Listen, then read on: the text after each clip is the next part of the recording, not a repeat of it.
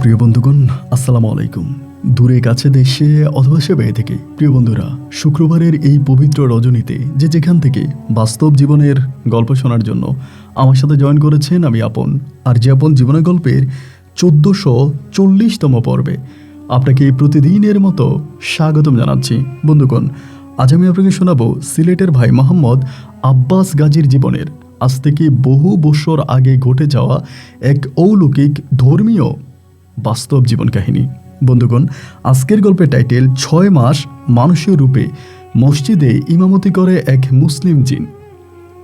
আপনারা যদি পুরোটা গল্প শোনেন তবে বুঝতে পারবেন যাকে আমরা জিন বলতেছি তিনি আদৌ জিন ছিলেন নাকি কোনো এক দরবেশ মানুষের রূপ নিয়ে গ্রামবাসীর উপকার করার জন্য, ধর্মের পথে মানুষকে ডাকার জন্য সেই মসজিদে ইমামতের দায়িত্ব পালন করেছিলেন। শরীরের পশম দাঁড়িয়ে যাওয়ার মতো চরম শিক্ষণীয় এক ভয়ানক বাস্তব জীবনের গল্প। বন্ধুগণ, আমি আপনাকে একটা কথা শোনাই, যে কথা হয়তো আপনার জীবনে আপনি আর কোনোদিন শোনেন নাই। আপনি কি কোনোদিন কারো মুখে কখনো শুনেছিলেন বাংলাদেশের কোনো এক জায়গা থেকে মক্কার মদিনা দেখা যায়? জানি অবাক হয়ে গিয়েছেন। আমিও প্রথম যখন এই কথাটা শুনলাম খুব অবাক হয়ে গেলাম। আমি শুনেছি বাংলাদেশের এক পাহাড় আছে, যে পাহাড়ের নাম হচ্ছে আদিনা পাহাড়, আর ওই আদিনা পাহাড় থেকে নাকি স্পষ্ট মক্কার মদিনা দেখা যায়। তা কেন? তার বড় কারণ হচ্ছে ওই আদিনা পাহাড়ের উপরে শুয়ে আছে বাংলাদেশের একজন পীর। বাংলাদেশের একজন পীর, ওই পীরের মাজারে গেলে, আদিনার ওই পীরের মাজারে গেলে মক্কার মদিনা দেখা যায়। শুনে আমি অবাক হয়ে গেলাম, দৌড়িয়ে ছুটে গিয়েছিলাম আদিনার পাহাড় থেকে মদিনা দেখার জন্য। ওখানে যাওয়ার পরে আমার কাছে মনে হলো যেন আমি সত্যি কোনো একটা জিনের রাজ্যে ঢুকে গিয়েছিলাম। যেদিকে তাকাচ্ছি সেদিকেই থমথম নীরবতা। মনে হলো যেন আমি পৃথিবীতে নাই, সত্যি কোনো জিনের রাজ্যে আমি চলে এসেছি। এবং চরম ভয় লেগে গিয়েছে, যা আসলে আমার জীবনে এক অন্যরকম অভিজ্ঞতা। আমার জীবনের সবচেয়ে ভয়ানক জায়গা আমি দু চোখে দেখে এসেছি। আল্লাহর নামে, আল্লাহর রহমতে সে জায়গা থেকে ফিরে এসেছি। কি এমন জায়গা, কীভাবে ওখানে আদিনা থেকে মদিনা, মক্কার মদিনা দেখা যায়, তা দেখতে চাইলে আপনার ভিডিওর আই বাটনে ক্লিক করে অথবা এই ভিডিওর ডিসক্রিপশনে কিংবা এই ভিডিওর ইন্ড অপশনে গিয়ে শেষেও আপনারা সেই ভিডিওটা দেখে আসবেন। তবে আজকের ওই ভিডিওটা, আদিনা থেকে মদিনা দেখার ভিডিওটা কেউ মিস করবেন না, কারণ এটা আপনার জীবনে এক স্মরণীয় ভিডিও হয়ে থাকবে। ধন্যবাদ সবাইকে। সুপ্রিয় বন্ধুগণ, আসসালামু আলাইকুম। আমার নাম মোহাম্মদ আব্বাস গাজী, আমার বাড়ি সিলেট বিভাগে। বন্ধুরা, আমি আমার জীবনের গল্পটা শুরু করার শুরুতে আপনাদেরকে আমার পরিবারের সম্বন্ধে জানিয়ে রাখি। আমার পরিবারে আমি আছি, আমার বাবা আছে, মা আছে, রয়েছে আমার ছোট 2টা কাকা সহ বড় একটা জেঠু, রয়েছে আমার কাকিমণি, জেঠুমণি, আমার অনেকগুলো চাচাতো ভাই বোন সহ আমাদের পরিবারে আরও সদস্য রয়েছে। আমার ছোট একটা ভাই আর ছোট 2টা বোন। আমরা টোটাল 2 ভাই 2 বোন। আমাদের পরিবারটা সিলেট বিভাগীয় শহরের অদূরের, ইন্ডিয়ার বর্ডার ঘেঁষে পাহাড়ের কোলে কোনো এক অজপাড়া গায়ের এক নিম্ন মধ্যবিত্ত পরিবার। আমার বাবা পেশে একজন কৃষক, আর কৃষিকাজের পাশাপাশি আমার বাবা একজন দালাল। এটা গ্রামের মানুষ বলে। মূলত আমার বাবা গরু বেচা কেনা করে। বিভিন্ন বাজার বা হাট থেকে আমার বাবা গরু কিনে এবং সেগুলা ভিন্ন হাটে নিয়ে বিক্রি করে। এজন্য গ্রামের মানুষ আমার বাবাকে দুষ্টুমি করে দালাল বলে ডাকে। ছোটোবেলা থেকে এই পরিবারে আমি আস্তে আস্তে করে বড় হতে থাকি। একান্নবর্তী ওই পরিবারের সবগুলো মানুষ একসাথে খাবার খেতে বসলে মনে হতো এ যেন কোনো এক বিয়ের অনুষ্ঠান। আমাদের পরিবারের কারো কোনো পৃথক হয়নি, সবাই এক প্লেটে একই জায়গায় একই ঘরে বসে খাবার খেতাম। আমাদের পরিবারের আরও 2 জন মানুষ ছিল, বলতে ভুলে গিয়েছিলাম। তারা হচ্ছে আমার দাদা দাদি। এরা ছিল আমাদের পরিবারের মূল বটগাছ। তাদের নিয়ন্ত্রিত, তাদের ওই বটবৃক্ষের নিচে আমাদের গোটা পরিবারের সমস্ত মানুষগুলো বসবাস করত। একান্নবর্তী ওই পরিবারের আমার শৈশবের দিনগুলো বেশ ভালোই কাটে। আমি আস্তে আস্তে করে বড় হতে থাকি। বড় হতে হতে আমি ছোটোবেলা থেকে খুবই চঞ্চল স্বভাবী একটা ছেলে ছিলাম। আমাদের গ্রামটা বাংলার 8-10টা গ্রামের মতো স্বাভাবিক কোনো গ্রাম ছিল না। আমাদের এই গ্রামটা একটা অলৌকিক গ্রাম বলা চলে। ছোটোবেলা থেকে আমাদের ওই গ্রামে একটা কথা প্রচলিত আছে, তা হলো আমাদের গ্রামের সামনেই একটা পাহাড় আছে, যে পাহাড়ের অর্ধেক পড়েছে বাংলাদেশে এবং বাকি অর্ধেক পড়েছে ইন্ডিয়াতে। রাত যখন বাড়ে তখন আমাদের ওই গ্রামটা হয়ে যায় একটা পাচারকারীদের একটা অঙ্গসচত। এরকম হয় যে রাত বাড়ার সাথে সাথে বর্ডার থেকে প্রচণ্ড রকমের গোলাগুলির শব্দ শোনা যায়। আমাদের বাড়ির পিছনেই হচ্ছে ওই পাহাড়ের সাথেই লাগা ইন্ডিয়ার মেইন বর্ডার, এবং এই সেই বর্ডার যে বর্ডার দিয়ে বাংলাদেশ থেকে অবৈধভাবে মানুষ ইন্ডিয়াতে ঢুকতো এবং ইন্ডিয়া থেকে বাংলাদেশে মানুষ অনুপ্রবেশ করত। বিজিবি এবং বাংলাদেশিদের মধ্যে অলওয়েজ এখানে গোলাগুলি হতে থাকতো। সবসময় বিজিবিরা ওখানে হাত পেতে থাকতো মানুষ ধরার জন্য। রাত বাড়লেই এখানে গোলাগুলির শব্দে আমরা ঘুমাইতাম।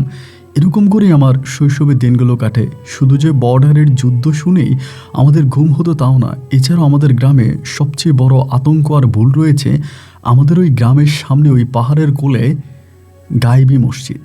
আমাদের গ্রামের ওই পাহাড়ের কোলে মানে পাহাড় কেটে এক গায়েবী মসজিদ তৈরি করা হয়েছে, যেটা আজ থেকে প্রায় বহু বছর আগে নির্মিত এক মসজিদ। যে মসজিদ মূলত কে নির্মাণ করেছে তা আদৌ আমাদের গ্রামবাসীর কোনো মানুষ জানে না। একেবারে পাকা ইট দিয়ে এই মসজিদ নির্মাণ করা। আমাদের গ্রামের আজও কোনো ঘরবাড়ি পাকা নাই, আজও সবাই ভাঙা ঘরে, মাটির ঘরে অথবা সোলার ঘরে ঘুমায়। কিন্তু এই মসজিদটা আজ থেকে বহু বছর আগে কে এত সুন্দর ইট বালি দিয়ে তৈরি করেছে তা কেউই জানে না। আপনি শুনলে অবাক হয়ে যাবেন, এই মসজিদটা একটা পরিত্যক্ত মসজিদ হিসাবে পড়ে আছে। আমাদের গ্রামসহ আশেপাশের কোনো গ্রামের মানুষ এই মসজিদে নামাজ পড়তে যায় না। তার বড় কারণ হচ্ছে, কথায় আছে এই মসজিদে নাকি জিনেরা নামাজ পড়ে। এটা মূলত জিনেদের একটা মসজিদ এবং এই মসজিদটা নির্মাণ করেছে জিনেরাই, এমনটাই ভাবে আমাদের গ্রামের মানুষরা। দিনে তো রাতে তো দূরের কথা, দিনের বেলায়ও এই গায়েবী মসজিদের আশেপাশে যাওয়া সম্পূর্ণ রকমের নিষেধ। অনেকেই বলে গায়েবী মসজিদের পাশে যদি কোনো গরু বাঁধা হতো, দিনের বেলায় যদি কোনো গরু বাঁধতো, এরপরে গিয়ে দেখতো যে গায়েবী মসজিদের পাশেই গরুটা মরে আছে, অথবা গভীর রাতে ওই গায়েবী মসজিদের ভিতর থেকে আল্লাহু আল্লাহু জিগির গ্রামবাসী শুনতে পেত। অনেকেই দেখতো আসমান থেকে লাইটের মতো করে কি জানি গায়েবী মসজিদের দিকে নামতেছে। এরকম অনেক দৃশ্যের সাক্ষী হয়েছে আমাদের গ্রামের অনেক মানুষ। ছোটবেলায় যদি খাবার না খেতাম অথবা না ঘুমাইতাম, তখন মা, বাবা, দাদা দাদিরা বলতো তাড়াতাড়ি খেয়ে নে, ঘুমিয়ে নে, না হলে গায়েবী মসজিদ থেকে জিনেরা এসে তোকে উঠে নিয়ে যাবে, জিনেরা তোকে নিয়ে যাবে, ঘুমিয়ে যা। গায়েবী মসজিদ থেকে এরকম কথাবার্তা ছোটবেলা থেকে আমাদেরকে বাবা মা বলে ঘুম পাড়াতো। এমন করতে করতে আমি মোটামুটি অনেকটাই বড় হই। গায়েবী মসজিদের সাথে আমার একটা অনাকাঙ্ক্ষিত ঘটনা ঘটে। তা হলো, আমার বয়স তখন আনুমানিক প্রায় 8 থেকে 9 বৎসরের কাছাকাছি। আমি শুরুতেই বলেছিলাম আমি প্রচণ্ড রকমের চঞ্চল স্বভাবই একটা ছেলে। আমি কাউকে মানতাম না, কারো কোনো কথা শুনতাম না, বেপরোয়া জীবনযাপন করতাম। 9 বছর বয়সে একদিন চন্দ্রিমা রাতের বেলায় আমি আমাদের গ্রামের সামনের একটা সিঁড়িটোট আছে, ওখানে বসেছিলাম। আমার সাথে আমাদের গ্রামেরই আরেকটা ছেলে বসে আছে, যে আমার গ্রামীণ বন্ধু। রাত তখন আনুমানিক খুব বেশি না, প্রায় 7টা থেকে 7:30 বাজে। এই মুহূর্তে আমি আর আমার বন্ধু সিদ্ধান্ত নিলাম আমরা গায়েবী মসজিদে যাব। যেই গায়েবী মসজিদে দিনের বেলায় মানুষ যায় না, দিনের বেলায় মানুষের যাওয়া নিষেধ। আমি আর আমার বন্ধু মিলে সিদ্ধান্ত নিলাম যে আজকে চন্দ্রিমা রাতে আমরা দুজনে মিলে গায়েবী মসজিদে যাব। আমার বন্ধুকে যখন বললাম, প্রথম দিকে ও রাজি হচ্ছে না, আমাকে বলে না, যাব না, আমার ভিতর ভয় লাগতেছে। আমি ওরে বুঝাইলাম চল, ভয়ের কিছু নাই, আমরা দুজনে যাব এবং গায়েবী মসজিদের ভিতরে জিনদেরকে দেখব। তো ও প্রথমে রাজি হয় নাই, এরপরে আমার কথা শুনে রাজি হলো। তারপর দুজনে আস্তে আস্তে করে হাঁটতে হাঁটতে গায়েবী মসজিদের দিকে রওনা দিলাম। যতটুকু সামনে যাচ্ছি ভিতরের দিকে প্রচণ্ড পরিমাণের ভয় কাজ করতেছে, কেমন জানি এক ধরনের ভয় ভিতরে কাজ করে। তারপরেও দুজনে আস্তে আস্তে করে হাঁটতে হাঁটতে আমরা প্রায় গায়েবী মসজিদের ঠিক কাছাকাছি চলে আসছি। এই সময় হঠাৎ করে গায়েবী মসজিদের দিকে তাকিয়ে দেখলাম কি, গায়েবী মসজিদের মধ্যে অনেকগুলো লাইট নাড়াচাড়া করতেছে। আমি আপনাকে বুঝিয়ে বলি, আমাদের হাতে যদি 2টা টর্চ লাইট থাকে এবং 2টা টর্চ লাইট যদি আমরা একসাথে এরকম করে মেরে নাড়াচাড়া করি, টর্চ লাইট থেকে বের হওয়া আলোটা যেরকম নাচানাচি করবে, মনে হয় যেন গায়েবী মসজিদের ভিতরে এরকম 2টা টর্চ লাইটের আলো নাচানাচি করতেছে, যা রীতিমতো আমাদের সবারই অনেক ভয় লেগে গেল। কি ব্যাপার, এই গায়েবী মসজিদের ভিতরে এরকম আলো জ্বলতেছে কেন? একজন আরেকজনকে জিজ্ঞেস করতেছি কি হলো এটা। কেউ কোনো কিছু বুঝে ওঠার আগে আমরা আবারও গায়েবী মসজিদের সামনের দিকে হাঁটতে শুরু করলাম। মোটামুটি খানিকটা সামনে যাওয়ার পরে হঠাৎ করে আমাদের গ্রামেরই এক লোক, যার নাম হচ্ছে হারু মুন্সি, হারু মুন্সির সাথে রাস্তায় দেখা হয়ে গেল। হারু মুন্সি আমাদেরকে বলে, কিরে এত রাতে তোরা দুজন কই যাচ্ছিস? আমরা তখন আর কিছু বলি না। ও বলে, বল এত রাতের বেলায় কোথায় যাচ্ছিস? আমরা তখন ওনাকে যদি বলি আমরা গাইবি মসজিদের দিকে যাচ্ছি, তাহলে তো উনি আমাদেরকে মারবে। হারু মুন্সি ছিল আমাদের এলাকাতে খুবই নামকরা একজন মানুষ। গ্রামের মেল দরবার করতো, মানুষ কোনো অন্যায় করলে হারু মুন্সি এসে তার বিচার করত। রাত যদিও এখনকার সময় আপনার কাছে মনে হতে পারে 7টা-8টা তো একেবারে সন্ধ্যা রাত। আমাদের ওই অজপাড়া গ্রামটা এরকম একটা গ্রাম, মাগরিবের পরে মানুষরা খাবার খেয়ে যেত। এশার নামাজ পড়ে কেউ আর জেগে থাকতো না, সবাই ঘুমিয়ে যেত। অনেকেই এশার নামাজের আগেই ঘুমিয়ে যেত, সকাল সকাল ঘুমিয়ে যেত। আর সূর্য মামা সকালে উদয় হওয়ার আগে মানুষজন মাঠে পৌঁছে যেত কাজের সন্ধানে। যার কারণে ওনাদের হিসাবে এখন অনেক রাত। আমি আমার বন্ধুর মুখের দিকে তাকাচ্ছি আর আমার বন্ধু আমার মুখের দিকে তাকাচ্ছে। হারু মুন্সি আবার বলল, কোথায় যাচ্ছিস এত রাতে তোরা? এটা বলা মাত্রই আমরা দুজনে তখন পিছনের দিকে ফিরে একটা দৌড় দিলাম। সামনের দিকে আর গেলাম না, পিছনের দিকে ফিরে দুজনে দিলাম দৌড়। দৌড়ে কোনো রকম আমি আমার বাড়িতে এসে পৌঁছাইলাম। এবং বাড়িতে আসার পরে আমার বুক ধুপধুপ করে কাঁপতেছিল। আমার হারু মুন্সি যদি কোনোদিন আমার আব্বা আম্মাকে বলে দেয় বা আমার পরিবারের মানুষদেরকে বলে দেয় যে আমি এত রাতের বেলায় গাইবি মসজিদের কাছে গেছিলাম, আমার আব্বা আম্মা তো আমাকে মেরে ফেলবে। এইরকম চিন্তা ভাবনা করতে করতে আস্তে আস্তে করে রাতের বেলায় ঘুমিয়ে গেলাম। সকালবেলা যখন হলো ঘুম থেকে উঠলাম, আমাদের 3টা গরু আছে, তার মাঝে 2টা গরু বাছুর দিয়েছে। এই 2টা গরু দুধ দেয়। আমি ঘরে শুয়ে আছি, এমন সময় আমার মা আমারে ডাইকা বলতেছে, আব্বাস একটা কাজ কর, হারু মুন্সির বাড়িতে দুধ দিয়ে আয়। যেখানে বাঘের ভয় সেখানে রাত হয়। যে হারু মুন্সির ভয়ে আমার গলা শুকিয়ে যাচ্ছে, কালকে রাতে ঠিকমতো ঘুমাতেও পারি নাই। আর এখন মা আমাকে বলতেছে ওই হারু মুন্সির বাড়িতে দুধ দিয়ে আসার জন্য। আমি মাকে সাফ সাফ জানিয়ে দিলাম আমি হারু মুন্সির বাড়িতে যাইতে পারবো না, আমার ভয় লাগে। আমার মা বলে, কেন ভয় লাগে কেন? আমি তখন আমার মাকে তো একটা কিছু বলতে হবে, যার জন্য মারে বললাম, কালকে আমি হারু মুন্সির সাথে অনেক বড় একটা অন্যায় করছি। হারু মুন্সির সাথে অনেক বড় একটা অন্যায় করে ফেলছি, যার কারণে আমি এখন আর হারু মুন্সির বাড়িতে যাব না। আমার মা আমারে বলে, হারু মুন্সির সাথে তুই কী এমন অন্যায় করেছিস যার কারণে হারু মুন্সির বাড়িতে যেতে ভয় পাচ্ছিস? সমস্যা নাই, বল আমার কাছে। আমি আমার মায়ের কাছে কোনো কথাই বলতেছিলাম না। আমার গলাটা তখন কেমন জানি শুকিয়ে যাচ্ছিল, মনে হচ্ছিল যেন নিঃশ্বাসটা এখনই বন্ধ হয়ে যাবে। আমার মা যদি হারু মুন্সির বাড়িতে দুধ নিয়ে যায়, তবে হারু মুন্সি তো আমার মাকে বলে দিবে যে কালকে রাতে আমি গাইবি মসজিদের ওখানে গেছি, তখন তো মা আমাকে মারবে। কী করবো ঠিক বুঝতে পারতেছিলাম না। অনেকক্ষণ চুপচাপ থাকলাম এবং থাকার পরে আমি বললাম আমি যাব না, আমি হারু মুন্সির সাথে বেয়াদবি করছি, হারু মুন্সি আমার মারবে এই বলে আমি গেলাম না। আমার মা তখন চলে গেল, আমার মা তখন দুধ নিয়ে গেল। যাওয়ার পরে আমি যখন দুপুরে খাইতে বসছি পরে আমার মা আমারে জিজ্ঞেস করে, হারু মুন্সির সাথে তুই কখন বেয়াদবি করলি? আমি বললাম কালকে বিকালে। আম্মা বলে, কালকে বিকেলে হারু মুন্সিরে তুই কই পাইছিস? হারু মুন্সি তো আজকে 3 দিন ধরে বাড়িতেই নেই। আমি বললাম মানি, এটা কি বলো?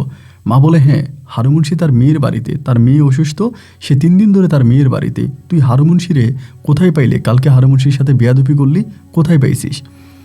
আমি আর কিছু বলি না। দাদি তখন আমার মাকে বলল, ধমক দিও না, আমি জিজ্ঞেস করব, আমি কথা বলবো, তুমি কিছু বলো না। এরপরে দাদি আমাকে ঘরের দিকে টেনে নিয়ে গেল। আমাকে ঘরে নিয়ে দাদি জিজ্ঞেস করলো, আব্বাস আমার কাছে সত্যি কথা বল, হারু মুন্সিরে কালকে বিকেলে তুই কই পাইছিস? মানে দাদির ভিতরে না, আমার দাদি একটু অন্যরকম মানুষ ছিল।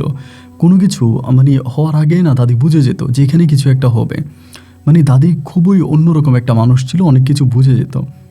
আমারে বলে, বল আমার কাছে সত্যি কথা বল, হারু মুন্সির সাথে কালকে বেয়াদবি করার জন্য তুই হারু মুন্সিরে কই পাইলি? আমি তখন ভয়ে ভয়ে দাদিরে বলতেছি, দাদি আমি যদি তোমার কাছে বলি আর তুমি যদি মায়েরে বলে দাও, তাহলে তো মা আমাকে মেরে হাড্ডিগুড্ডি ভেঙে ফেলবে। তুমি যদি মায়ের কাছে না বলো তাহলে আমি তোমারে বলতে পারি। আমার দাদি বলে, আচ্ছা ঠিক আছে, আমি তোর আম্মাকে কিচ্ছু বলবো না, তুই আমার কাছে বল কালকে হারু মুন্সিকে তুই কই পাইছিলি? আমি তখন আস্তে আস্তে করে দাদিরে বলতেছি, দাদি তাহলে শোনো, কালকে রাতের বেলায় আমি আর আমার বন্ধু মজিব দুজনে মিলা দুষ্টমি করে চিন্তা করছি আমরা ওই গাইবি মসজিদের দিকে যাব। কথাগুলো বলতেছি আর আমার দাদির চোখগুলো অনেক বড় বড় করে আমার দিকে তাকিয়ে আছে। দাদি বলে, তারপর? আমি বললাম, আমরা মসজিদের কাছাকাছি গেছি, ঠিক ওই সময় হারু মুন্সি তখন আমাদেরকে বকা দিছে। হারু মুন্সির কাছ থেকে বকা পেয়ে তখন আমরা ফিরে চলে আসছি। আমার দাদি আমারে বলে, তুই হারু মুন্সিরে দেখেছিলি? আমি বললাম, হ্যাঁ, আমি হারু মুন্সিকে দেখেছিলাম, হারু মুন্সি তো আমার সাথে কথাও বলেছে। আমার দাদি আমাকে নিয়ে তখন মুজিবের বাড়িতে গেল। মুজিবের বাড়িতে গিয়ে মুজিবকে ডাকলো, মুজিবকে জিজ্ঞেস করলো, মুজিব, কালকে নাতি তুই আর আব্বাস আব্বাস নাকি হারুমুনশিরে দেখেছিলি, তোরা নাকি গাইবি মসজিদের ওখানে গেছিস? ও তখন অস্বীকার করলো। আমি যখন বললাম আমার দাদির কাছে আমি সত্যি কথা বলে দিছি, ও তখন মুখ কালো করে বলল, গেছিলাম। আমার দাদি তখন মুজিবের মায়েরে ডাকলো, ডাইকা মুজিবের মায়ের কাছে বিচার দিল। মুহূর্তে মুজিবের মা মুজিবরে মারতে শুরু করলো। দাদি তখন আমাকে টেনে টেনে বাড়ির দিকে নিয়ে যাচ্ছে। আমি দাদিরে বললাম, ও দাদি, তুমি আমার সাথে এত বড় বেইমানি করলা, তুমি বললা কারো কাছে বলবা না, আর তুমি ঠিক ঠিক সবাইকে জানাই দিলা, কাজটা কিন্তু তুমি ভালো করো নাই। দাদি আমারে বলে, চল আগে বাড়ি চল। বাড়ি নিয়ে ঘরের দরজা বন্ধ করে দাদি আমাকে ইচ্ছা মতো মারে আর বলে, আর কোনোদিন যাবি গাইবি মসজিদের দিকে? আমি বললাম, না দাদি, আমি আর জীবনেও যাব না, আমি ওয়াদা করতেছি আমি আর যাব না। সেদিন দাদির মায়ের খেয়ে আমার এমন শিক্ষা হয়, এরপরে আমি ওই গাইবি মসজিদের আশেপাশে আর হাঁটতাম না। কিন্তু ভাই, সত্যি ওই গাইবি মসজিদ থেকে রাতের বেলায় আমরা আজানের শব্দ শুনতে পেতাম, জিকিরের শব্দ শুনতে পেতাম। মনে হতো যেন আকাশ থেকে কোনো তারা ছিটকে যখন পড়ে যায় যে আলোটা দেখায়, মনে হয় যেন এমনইভাবে আসমানের তারাগুলো রাতের বেলায় এই গাইবি মসজিদের উপরে আসতো, গাইবি মসজিদে ঢুকতো। এই দৃশ্যগুলো দেখতে দেখতে আমার শৈশবের দিনগুলো কাটে। আমি আস্তে আস্তে করে বড় হতে থাকি। একটা পর্যায়ে আমি মোটামুটি প্রায় অনেকটাই বড় হয়ে যাই। আমার বয়স তখন প্রায় 17 থেকে 18 বৎসরের কাছাকাছি। 17-18 বৎসরের পরে এখন পর্যন্ত এই গাইবি মসজিদ রয়েছে, কিন্তু গাইবি মসজিদ নিয়ে মানুষের যে একটা কথা, একটা প্রচলিত যে একটা কথা ছিল, এইটা আর আগের মতো নাই। মানুষ আর এখন গাইবি মসজিদ, জিন ভূত এগুলোকে খুব বেশি একটা বিশ্বাস করে না। ছোটোবেলায় শুনতাম যদি জোরে বাতাস বয়ে অনেকেই বলতো জিনেরা আসছে, জিনেরা দল বেঁধে আসছে, যার কারণে এরকম বাতাস বইতেছে। কিন্তু বড় হবার পরে বা 17-18 বছর হয়েছে পরে মানে জিন যে আছে এটা এলাকাবাসী বিশ্বাসই করে না। তো এরকম করে গ্রামবাসীর সবাই মিলে তখন আমাদের গাইবি মসজিদটার সামনে, গাইবি মসজিদের খুব সামনে তখন একটা হাট খোলা বসতো, মানে একটা হাট বসতো, বাজার বসতো প্রতি বৃহস্পতিবারে। প্রতি বৃহস্পতিবারে দূর দূরান্ত থেকে মানুষরা এই বাজারে আসতো। আমাদের এই পাশে আরও 3টা বাজার ছিল, মানে 3টা গ্রাম ছিল, আমাদের পাশে আরেকটা গ্রাম, টোটাল 5টা গ্রামের মানুষ ওই হাট খোলাতে আসতো প্রতি বৃহস্পতিবারে। বৃহস্পতিবারে অনেক বড় একটা হাট বসতো এখানে। তো হাটকে কেন্দ্র করে এখানে অনেকগুলো দোকানপাট হয়। একটা সময় দোকানপাটের মানুষগুলো নামাজ পড়তো দোকানের মধ্যেই, মানে দোকানে নামাজ পড়তো, বাজারের মধ্যে কোনো একটা ঘরে নামাজ পড়তো। নামাজ পড়ার তেমন কোনো ভালো জায়গা ছিল না, যার কারণে আমাদের এলাকার লোকেরাই উদ্যোগ নিল, আমরা গাইবি মসজিদ পরিষ্কার করব। বহু বছর ধরে মানুষের মুখে শুনতাম গাইবি মসজিদে জিন আছে, জিনেরা গাইবি মসজিদে নামাজ পড়ে, এরা এখানে এসে কোরআন তেলাওয়াত করে, এরকম কথা অনেকেই বলতো। কিন্তু এর কোনো সঠিক ব্যাখ্যা আমরা কেউই দিতে পারি না। সরাসরি কেউ গাইবি মসজিদে মানুষ দেখেছি, জিন দেখেছি, এমনটা আসলে কেউই বলতে পারে না। এক একজনে আরেকজনের কাছ থেকে শোনা। আসলে গাইবি মসজিদটা আমরা নিজেরাই এমনভাবে পরিত্যক্ত অবস্থায় রেখে দিয়েছি। আমরা গ্রামের সব মানুষ মিলে উদ্যোগ নিয়ে গাইবি মসজিদ পরিষ্কার করব, আমরা ওখানে নামাজ আদায় করব। গ্রামের অনেকেই তখন বাধা দিল, কেউ কেউ বাধা দিল যে না, গাইবি মসজিদে যাওয়াটা ঠিক হবে না, গাইবি মসজিদে গেলে একটা বড় ধরনের সমস্যা হতে পারে। কেউ কেউ বাধা দিচ্ছে, আবার কেউ কেউ বলতেছে কিছুই হবে না, আমরা যাব গাইবি মসজিদে। এক একজন এক এক ধরনের কথা বলে, কেউ কারো কথা মানে না। একটা সময় সবাই মিলে এক সিদ্ধান্তে উপনীত হলো যে না, তারা গাইবি মসজিদ পরিষ্কার করবে, গাইবি মসজিদে যাবে এবং সেখানে নামাজ কালাম পড়বে। এই সিদ্ধান্ত নিয়ে আস্তে আস্তে করে গাইবি মসজিদে মানুষজন যাতায়াত করতে শুরু করে। একটা পর্যায়ে গাইবি মসজিদ প্রায় অনেকটাই পরিষ্কার পরিচ্ছন্ন করে ফেলে, কিন্তু একটা কথা কি, গাইবি মসজিদের ভিতরটা একদম চকচকা পরিষ্কার ছিল। মনে হয় যেন প্রতিদিন কয়েকজন মানুষ মিলে এটা পরিষ্কার করে। ভিতরে একেবারেই ময়লা ছিল না, বাইরে যদিও ময়লা ছিল, ভিতরটা ছিল একেবারেই পরিষ্কার। সবার মনে একটাই প্রশ্ন, গাইবি মসজিদের ভিতরটা এতটা পরিষ্কার হওয়ার কারণ কি? যাই হোক, এমন করে আমরা তখন মসজিদটা পরিষ্কার করলাম। মসজিদ পরিষ্কার করছি ঠিক আছে, কিন্তু একা ওই মসজিদে কেউ নামাজ পড়তে যায় না। দল বেঁধে 3জন 4জন 5জন মিলে ওই মসজিদে নামাজ পড়তে যায়। কিন্তু 3জন 4জন 5জন মিলেও নামাজ পড়তে গেলে একে আরেকজনকে বলে, আচ্ছা তুই কি কোনো শব্দ শুনতে পাস? নামাজ পড়তে গেলেই না, ধরেন মসজিদে আমরা 3জন নামাজ পড়লাম, মসজিদে আর কোনো মানুষ নেই। 3 জন নামাজ পড়া অবস্থায় শুনতেছিলাম মনে হয় যেন তৃতীয় কেউ একজন কোরআন শরীফ পড়তেছে, আস্তে আস্তে করে কোরআন পড়তেছে বা কানের কাছে এসে ফিসির ফিসির করে কথা বলতেছে। মানে এইরকম অনেকটা শব্দ আমাদের গ্রামের মানুষরা পাইতো বা যারা মসজিদে নামাজ পড়তো এরা পাইতো। একে একে করে মসজিদে আস্তে আস্তে করে মানুষ কমতে থাকে। জোহরের নামাজ আর আসরের নামাজ পড়ার জন্য যদিও মাঝে মাঝে মানুষরা যাইতো, কিন্তু মাগরিব, এশা বা ফজর পড়ার জন্য এই মসজিদের ধারে কাছেও কেউ যাইতো না। একটা সময় আমাদের গ্রামের মুরব্বীরা সিদ্ধান্ত নিল আমরা মসজিদে একটা ইমাম রেখে দিব। যদি আমরা মসজিদে একটা ইমাম রাখি, 5 ওয়াক্ত নামাজের সময় ইমাম সাহেব মসজিদে আজান দিবে, এরপরে গ্রামবাসী মিলে যাবে, নামাজ পড়বে এবং একটা সময় এই পরিত্যক্ত মসজিদটায় মানুষের কোলাহলিত হয়ে যাবে। এই সিদ্ধান্ত সবাই তখন নিল।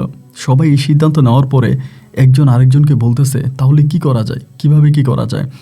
আমরা গ্রামের সবাই মিলে টাকা উঠিয়ে মসজিদের জন্য একটা ইমাম রাখবো। কিন্তু গ্রামের মানুষ সবাই মিলে চাঁদা দিল, টাকা উঠাইলো, মসজিদের চাকরি করার মতো কোনো ইমাম আর খুঁজে পাচ্ছে না। বিভিন্ন জায়গায় এখানে সেখানে ইমামের জন্য তখন হুন্নু হয়ে খুঁজে বেড়াচ্ছে কোথায় ইমাম পাওয়া যায়। কিন্তু কোনো ইমামই এই মসজিদে নামাজ পড়াতে আসবে না, কোনো ইমামই এই মসজিদে চাকরি করবে না। তার কারণ হচ্ছে এটা গায়েবী মসজিদ, এটা জিনেদের তৈরি করা মসজিদ, এটা জিনেদের দখলি মসজিদ। এখানে মানুষ গেলে ঘাড় মটকিয়ে মেরে ফেলবে, এমনটাই সবাই বলে। কেউ আর এই মসজিদে ইমামতি করার জন্য আসে না। আমরা বললাম টাকা বাড়িয়ে দিব, অন্য মসজিদে যা টাকা বেতন দেয় আমরা তার থেকেও অধিক টাকা বেতন দিব, তারপরেও যদি কোথাও মানুষ পাওয়া যায়। আমরা অনেক খোঁজাখুঁজি করলাম, বিভিন্ন জায়গায় লোক পাঠাইলাম, কিন্তু কোথাও আমরা এই মসজিদে নামাজ পড়ানোর জন্য কোনো ইমাম সাহেব পাইলাম না। একটা পর্যায়ে এরকম অবস্থা হয়ে গেল যে ইমাম আর মসজিদে পাওয়াই গেল না।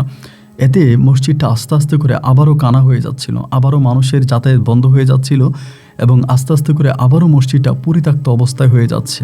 এমতো অবস্থার ভিতরে একদিন বৃহস্পতিবার রাতের বেলায় আমার আব্বা, তখন আমাদের সবজি ছিল, আব্বা সবজি নিয়ে বাজারে গেছে। আমাদের গ্রামের মানুষরা বেশি হলে রাত 8টার পরে কেউই আর গ্রামে জেগে থাকে না। রাত 8টার পরে কোনো বাড়ির ঘরেই আপনার কুফিবাতি চলে না। আমাদের গ্রামে সেই সময়টাতে ইলেকট্রিসিটি ছিল না, কারেন্ট ছিল না, তো যার কারণে আমরা সবাই কুফিবাতি জ্বালিয়ে খাবার খাইতাম। তো রাত 8টা-9টার পরে, বিশেষ করে 8টার পরে কারো বাড়িতেই কুফিবাতি আর জ্বলতো না, ঘরেই কুফিবাতি জ্বলতো না, বন্ধ হয়ে যেত। তা আমার আব্বা আবার শেষ রাতে বাজার থেকে আসে, শেষ রাত মানে 8:30 কি 9টা। তো 9টা বাজে আব্বা এসে দরজা ধাক্কাইতে আসে। আমার মা মনে হয় একটু ঘুমিয়ে চলে গেছে, একটু তন্দ্রাই গেছে। আমি তখন উঠছি, উইটা আব্বার দরজাটা আমি তখন খুলে দিলাম। দরজা খুলে দিয়েই আমি অবাক হয়ে গেলাম। আমি দেখলাম আমার আব্বার সাথে একটা লোক দাঁড়িয়ে আছে। লোকটার মাথায় লম্বা লম্বা চুল, মাথায় একটা সাদা টুপি পরা এবং মুখের মধ্যে দাঁড়িয়ে আছে, মুখের মধ্যে সাদা দবদবে দাড়ি। দেখেই না শরীরটা কেমন যেন অনেক বার হয়ে গেছিল। মানে অবাক হয়ে গেলাম, কি ব্যাপার, এটা কে? মানে আব্বারে জিজ্ঞেস করে, আব্বা উনি কে? আব্বা আমারে বলে, তোর মা কি ঘুমাইছে? আমি বললাম হ্যাঁ ঘুমাইছে। বলে যা তোর মায়েরে ডাক দে, বল আমাদের দুজনের খাবার দেওয়ার জন্য। আব্বা আমার কিছু বলল না। না বলার পরে আমি মায়ের গিয়ে ডাক দিলাম। ডাক দেওয়ার পরে মারে বললাম, মা এমন এমন ঘটনা, আব্বা কোত্থেকে জানি কারে নিয়ে আসছে, লোকেটারে দেখতে এরকম এরকম লাগে।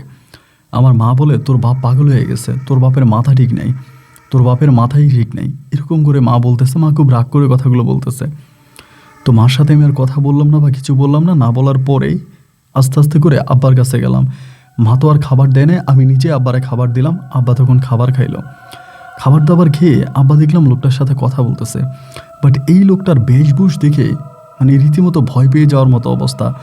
শরীরের মধ্যে মানে মনে হয় যেন গরুর মতো পশম এবং চেহারাটার মধ্যে একটা ভয়ানক ভয়ানক ভাব। আমি আর কোনো কিছু বললাম না। না বলার পরে লোকটা তখন খাবার খেলো। খাবার শেষ করে আমার আব্বার সাথে বেরিয়ে পড়লো। আমি আব্বারে বললাম, আব্বা কই যান? আব্বা কোনো কিছু বলে নাই, আব্বা চলে গেছে। লোকটার সাথে আব্বা বেরিয়ে গেল। আমার ভিতর তখন খুব ভয় ঢুকে গেল। এত রাতের বেলায় এই লোকের সাথে আব্বা বেরিয়ে চলে গেল। আব্বা লোকটার সাথে কোথায় যাবে? দাদিরে ডাক দিলাম, দাদাদের ডাক দিয়ে উঠাইলাম, মারে উঠাইলাম, সবাইরে ঘুম থেকে উঠাইলাম। আস্তে আস্তে করে প্রায় রাত্র অনেক পরে আমার আব্বা তখন বাড়ি আসছে। দাদি তখন আব্বারে জিজ্ঞেস করতেছে, কই গেছিলি? আব্বা হাসি মুখে দাদিরে বলে, মা আমি একটু গায়েবী মসজিদে গেছিলাম। মুহূর্তের মধ্যে দাদির চোখ দুটো লাল হয়ে গেল। রাগান্বিত চোখে আব্বার দিকে তাকিয়ে বলতেছে, কি বললি তুই? গায়েবী মসজিদে কেন গেছিলি? এত রাতের বেলায়? আব্বা তখন বলে, মা, গাইবি মসজিদের জন্য একটা ভালো ইমাম পাইছি, ওই ইমামটা গাইবি মসজিদে নামাজ পড়াবে, ওনারে দিয়ে আসলাম মসজিদে। আমার মা বলে, হঠাৎ করে তুই গাইবি মসজিদের জন্য ইমাম পেয়ে গেলি? কই, এই ইমাম কোত্থেকে আসলো? আমার আব্বা বলে, আমি সবজি বিক্রি করতেছি, হঠাৎ করে এই লোকটা এসে আমারে বলল, আপনারা নাকি ইমাম খুঁজতেছেন মসজিদের জন্য। আমি বললাম হ্যাঁ। লোকটা তখন আমাকে বলল, আমি মসজিদে চাকরি করতে চাই। আমার আব্বা বলে, আমি তখন লোকটারে বললাম, দেখেন, আমাদের মসজিদ সম্বন্ধে তো আপনি জানেন, আমাদের মসজিদ তো এটা মসজিদ নয়, এটা একটা জিনের আখড়া, এখানে কি আপনি ইমামতি করতে পারবেন? লোকটা বলল, দেখেন, আমি একজন দিনদার মুসলমান মানুষ, আমার সাথে জিনেদের কোনো সমস্যা হবে না, আমি এই মসজিদে যাই এবং আমি গেলে পরে দেখবেন এই মসজিদে মুসল্লি ভরপুর হয়ে যাবে, আর কোনো জিন থাকবে না। আমার দাদি বলল, তারপর? আব্বা বলে, তারপর লোকটাকে আমি সাথে করে নিয়ে আসলাম, একসাথে খাবার খাইলাম। খাবার খেতে খেতে লোকটা আমারে বলতেছে, উনি মসজিদে ঘুমাবে, আমার বাড়িতে ঘুমাবে না। আমি ওনারে বললাম, মসজিদে তো কোনো মানুষ নাই, মসজিদটা অনেক খারাপ একটা মসজিদ, আপনি রাতের বেলায় মসজিদে ঘুমালে আপনার বিপদ হতে পারে। কিন্তু লোকটা আমার কোনো কথাই শুনলো না, সে মসজিদে ঘুমাবে এই বলে সে আমার সাথে বেরিয়ে গেল। আমি তারে মসজিদে দিয়ে আসলাম। আমার দাদি বলল, মসজিদে তো কোনো ঘর নাই, উনি থাকবে কই? আমার আব্বা বলে, উনিও আপাতত মসজিদের ভিতরেই ঘুমাইছে। দাদি বলে, যাই হোক, যেটাই হোক, কোনোদিনও রাতের বেলায় কাউকে না বলে এভাবে ঘর থেকে বের হয়ে হুটহাট করে চলে যাবি না, আর কোনোভাবে গাইবি মসজিদের ধারে কাছে যাবি না। গাইবি মসজিদ খারাপ এটা জানার পরেও কেন বারবার গাইবি মসজিদে যাস বলতো? আমাকে দাদি তখন আব্বাকে বকাবাধ্য করলো। আব্বা তখন ঘুমাইতে গেল, আমিও ঘুমাইতে গেলাম। সকালবেলা মনটার মধ্যে আনচান করতেছে যে মসজিদে আমরা দিনের বেলায়ও যাই না, এই মসজিদে ওই ইমাম কি আছে না মরে গেছে, ওর একটু দেখে আসি। সকালবেলা মাঠে কাজ করতে গেলাম, মাঠের কাজ বন্ধ করে ওই ইমামরে দেখতে গেলাম। দেখলাম উনি বসে আছে, সালাম দিলাম। লোকটা জানি কেমন, কোনো সময় দেখি খুব রাগান্বিত, কোনো সময় মিষ্টি মুখ, এক এক সময় মনে হয় আমি তাকে এক এক রূপে দেখতে পাই। কাছে গিয়া বললাম, আপনাদের বাড়ি কই, কোন গ্রাম আপনাদের? লোকটা কোনো কিছুই বলে না, আমার দিকে তাকিয়ে আছে। আমি বললাম, হুজুর, আপনাদের কোন গ্রাম, কোন গ্রামে থাকেন আপনারা? আমারে বলে, আমি যে গ্রামে থাকি তা জানা কি তোমার খুব প্রয়োজন? মানে উনি সঠিকভাবে ওনার কোনো গ্রামের ঠিকানা বলে না। এই প্রথম উনি ফজরের আজানের সময়, ফজরের সময় কিন্তু উনি আজান দিয়েছে, তো মাইক্রোফোন ঠিক ছিল না। তো ওই দিন দুপুরবেলা মাইক্রোফোন ঠিক করে এনে লাগানো হয়েছে, এবং বহু বছর পরে এই গাইবি মসজিদে তখন জোহরের আজান হলো। আস্তে আস্তে করে মাঠে কাজ করা মানুষরা তখন মসজিদে এসে নামাজ আদায় করলো। এই মসজিদে ইমাম আসছে, এটা শুনেই সবাই খুশি যে আলহামদুলিল্লাহ মসজিদে ইমাম সাহেব আসছে, তাহলে তো এখন থেকে নামাজ হবে। তো এরপর থেকে উনি আপনার জোহরের নামাজ পড়াইলো, আসর পড়াইলো। মাগরিবের সময় সবাই বলা বলি করতেছে, ইমামরে আমরা ঘরে নিয়ে যাই, ইমামরে এখানে না রাখি। আমার আব্বা বলে, গতকালকে রাতেও ইমাম এই মসজিদে ঘুমাইছে, কিছু হবে না, উনি এখানে ঘুমাক। এরপর ইমাম সাহেব তার মতো করে মসজিদে ঘুমাইলো। একে একে মানুষজন আসছে, নামাজ পড়তেছে, এবং তিনিও প্রায় 1 মাসের মতোই মসজিদে ইমামতি করে। প্রায় 1 থেকে 1.5 মাস কেটে যাওয়ার পরে উনি আস্তে আস্তে করে একটু অন্যরকম হয়ে যাচ্ছিল। অন্যরকম বলতে ঠিক এরকম, উনি বেশিরভাগ সময় শুয়ে থাকতো, মসজিদের ভিতরে বেশিরভাগ সময় শুয়ে থাকতো। তার ঠিকানা নিয়ে কেউ কোনো কিছু জিজ্ঞেস করে নাই, উনি কোত্থেকে আসছে বা তার ঠিকানা কি। আমার আব্বা একটা কথাই বলতো, আমরা তো এই মসজিদের জন্য ইমাম পাই না, কোনো লোকে তো এই মসজিদে নামাজ পড়াইতে আসেই না, এই লোকটা যেহেতু আসছে উনি থাকুক, ওনারে আমরা কেউ ডিস্টার্ব না করি, সে ঠিকানা না বললে না বলুক, তার ঠিকানার প্রয়োজন নাই। এমন করতে করতে প্রায় 1.5 মাস পরে তিনি আস্তে আস্তে করে সবার কাছে এক একটা কথা বলতে শুরু করে। সবাইকে বলে, এই মসজিদে নামাজ পড়তে আসলে বা এই মসজিদে নামাজে পড়লে বড় ধরনের সমস্যা হতে পারবে। আমরা যেই কারণে ওনাকে মসজিদে রাখলাম, যাতে দূর দূরান্ত থেকে মানুষজন আসে, আমাদের এই দখলি মসজিদটা মানুষে মানুষে ভরে যায়, সবাই নামাজ কালাম পড়ে। কিন্তু উনি এটার উল্টা করতেছে। উনি আস্তে আস্তে করে লোকজনদেরকে বলতেছে এই মসজিদে না আসার জন্য। একে বলে, মসজিদটা ভালো না, মসজিদের সমস্যা আছে, আপনারা কেন আসেন, এই মসজিদে আসলে মারা যাবেন, এরকম করে বিভিন্ন লোকদেরকে উনি বলে। আবার সামনাসামনি যদি জিজ্ঞেস করা হয় যে আপনি নাকি এই কথা বলছেন, উনি বলে, কই, আমি তো বলি নাই। উনি অস্বীকার করে। কিন্তু ধরেন একজন লোক একা বসে আছে বা কোনো একটা লোক মাঠে কাজ করতেছে, উনি ওই মাঠের ধারে যাবে, গিয়ে লোকটার সাথে বসবে, বসে কথা বলবে এই মসজিদে কেন যান, এই মসজিদে নামাজ পড়তে আসবেন না, এটা জিনদের মসজিদ, আপনাদের ক্ষতি হবে। এরকম করে অনেক কথা গ্রামের লোকজনদেরকে উনি বলতো। বাট বড় কথা হচ্ছে উনি এটা স্বীকারই করে না। ওনাকে যদি জিজ্ঞেস করা হয় যে আপনি এরকম কথাগুলো বলতেছেন কেন, উনি সবার কাছে অস্বীকার করে। এমন করে প্রায় 3 মাসের মতো, 3 থেকে 4 মাসের মতো কেটে গেছে। 4 মাস পরে একদিন তিনি গ্রামের সব মানুষকে ডাকলেন মসজিদে। গ্রামের সমস্ত মানুষ আছে, সবাইকে মসজিদে ডাকছে। জোহরের পরে সবাইকে ডাকছে জুমার নামাজের পরে। ডাইকে উনি সবাইকে বলতেছে, দেখেন আমি তো এই মসজিদে আজকে প্রায় 4 মাস ধরে ইমামতি করতেছি এবং এই মসজিদের আপনাদের সাথে আমার একটা ভালো সম্পর্ক। আপনারা সবাই আমাকে ভালোবাসা দিয়েছেন, আমি মুরব্বী মানুষ, বয়স্ক মানুষ, তারপর আপনাদের সবার কাছে আমি সম্মান পেয়েছি। কিন্তু এই মসজিদে আমি যে নামাজ পড়াই, গতকালকে রাতে আমার কাছে অনেকগুলো জিন আসছিল। মানে উনি এরকম করেই বলতেছে, অনেকগুলো জিন আসছিল এবং সবাই এসে আমার সাথে মিটিং করলো এবং আমাকে মেরে ফেলার চেষ্টা করলো। ওরা সবাই আমাকে ধরলো, আমাকে মেরে ফেলবে। আমি ওদের কাছে প্রাণ ভিক্ষা চাইলাম। তারপর তারা আমাকে নিয়ে বসছে। তাদের যে সর্দার আছে, সর্দারের কাছে আমাকে নিয়ে গেছে। সর্দার আমাকে বলল, তুমি গ্রামবাসীকে বুঝিয়ে বলো এই গ্রামের মানুষ যেন এই মসজিদে আর নামাজ না পড়ে, এই মসজিদে আর না আসে। যদি তারা এই মসজিদে নামাজ পড়ে, এই মসজিদে নামাজ পড়ার জন্য আসে, তাহলে আমরা এই গ্রামের মানুষদের বড় ক্ষতি করব। যেখানে যাকে পাবো সেখানে তাকে মেরে ফেলবো। এটা তুমি গ্রামবাসীকে বুঝিয়ে বলো। এভাবে আমাকে ওনারা বুঝিয়ে বলেছে। বুঝিয়ে বলার পরে আমি ওনাদেরকে বলেছি, ঠিক আছে, আমি কালকে তো শুক্রবার, আমি জুমার নামাজের পরে গ্রামের সব মানুষগুলোকে নিয়ে বসবো এবং আমি আপনার এই বিষয়টা সবার কাছে খুলে বলবো। ইনশাল্লাহ মানুষ আর আপনাদের পথের কাটা হবে না, আপনাদের ধর্মস্থানে মানুষ এসে বিরক্ত করবে না, আমি সবাইকে বলে দিব। গ্রামের সবাই তখন ওনার মুখের দিকে তাকিয়ে আছে। উনি কথাগুলো বলতেছে খুব শান্তভাবে। তো এই লোকটার মাঝে কিছু অলৌকিক বিষয় ছিল। আমি তো বরাবর মতো ওনার মাঝে অনেক অলৌকিকতা দেখতাম। প্রথমত উনি খাবার কই খাইতো। এমনও হইতো যে ওনার 2 দিন কেউ খাবার দেয় নাই, উনি খাবারের কথা বলেও না এবং এক একজনে খাবার দিত, বাট উনি খাবার খুবই কম খাইতো। মানে অল্প একটু খাবার খাইতো, মনে হয় যেন মুরগির মতো বা সাপের মতো অল্প একটু খাবার খাইতো, আর খাবার খাইতো না। এই কথা বলার পরে আমাদের গ্রামের সবাই তখন বলল যে হুজুর, আমরা তো এটা আগ থেকেও জানি এই মসজিদে খারাপ কিছু আছে, খারাপ ঘটনা ঘটে। এটা জেনে শুনে বুঝেই তো আমরা মসজিদটা পরিষ্কার করেছি এবং ইমাম হিসাবে আপনাকে নিয়োগ করেছি। আপনি এখন উল্টো সবার মনে ভয় ধরিয়ে দিচ্ছেন। এটা কেন করতেছেন? এটা আপনি করবেন না। উনি বলে, দেখেন যেটা বলার এটা আমাকে বলে গেছে আর আমি আপনাদেরকে জানিয়েছি। এটা মানবেন কি মানবেন না তা আপনাদের বিষয়। আমাকে যেটা বলেছে আমি সেটাই বললাম। এমন করে উনি আরও প্রায় 1 মাসের মতো ছিল। তো 1 মাসের মতো ছিল। ওই সময়টাতে উনি যা করতো, বেশিরভাগ সময় উনি শুয়ে থাকতো, লম্বা হয়ে শুয়ে থাকতো মসজিদে। উনি নামাজ পড়াইতো না। ওনাকে ডাকতাম, হুজুর উঠেন না, নামাজ পড়ান। উনি নামাজ পড়াইতো না। যে যার মতো করে নামাজ পড়তাম, যে যার মতো করে চলে যেতাম। তো 5 মাস পরে 6 মাসের সময় যেটা দেখা দিল, মসজিদের বিভিন্ন জায়গায় সাপ, বিভিন্ন জায়গায়, তখন প্রায় 6 মাসে পড়ছে, উনি চাকরি করতেছে ওই সময়টাতে, বিভিন্ন জায়গায় সাপ দেখা যাইতো। দেখতাম যে ধরেন আমরা নামাজ পড়তেছি, হঠাৎ করে দেখি যে সামনে একটা সাপ। তাই সাপ দেখে নামাজের নিয়ত ছেড়ে দিয়া তখন চিৎকার দিতাম, এই আল্লাহ সাপ, সাপ বলে চিৎকার দিতাম।